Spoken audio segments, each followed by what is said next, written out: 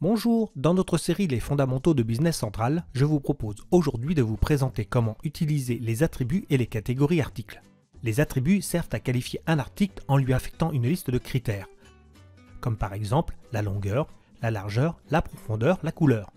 Chaque attribut peut être affecté manuellement à un article. Les attributs peuvent être communs ou différents d'un article à l'autre. Pour commencer, vous devez définir vos différents attributs. Un attribut peut être de type option pour définir une liste de réponses possibles, texte pour saisir un texte libre, entier ou décimal pour les valeurs numériques, ou de type date. Pour un attribut de type option, vous devez définir la liste des options possibles. Les attributs définis, ils peuvent être directement associés aux articles.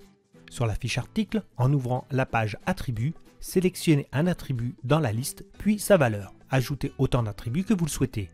Une fois enregistrés, les attributs sont visibles dans un récapitulatif.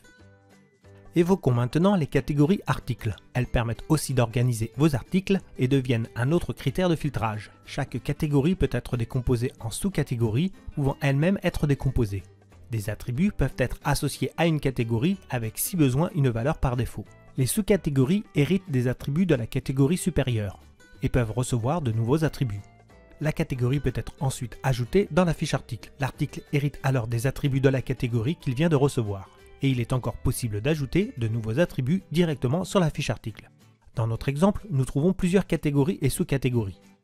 La catégorie meubles contient plusieurs attributs dont certains ont une valeur par défaut. La sous-catégorie table est liée à la catégorie meubles. Elle contient en gras les attributs du meuble et ses propres attributs. Reprenons maintenant notre article sur lequel nous avions ajouté des attributs. Ajoutons la catégorie article table à cet article. De nouveaux attributs sont ajoutés. Avec le menu qui ouvre la page attributs, nous pouvons compléter la valeur manquante. Elle apparaît immédiatement dans le récapitulatif. Attributs et catégories vous permettent de filtrer les articles. Par exemple, les attributs vous aident à sélectionner les articles que vous voulez ajouter dans une commande. Lorsque votre base article est importante, que vous ne connaissez ni le code article ni la désignation précise et que vous voulez répondre à la question qu'ai-je en noir dans mon catalogue traduit, pour cela, sélectionnez l'attribut couleur, puis la couleur, puis cliquez sur l'article que vous souhaitez ajouter à votre commande.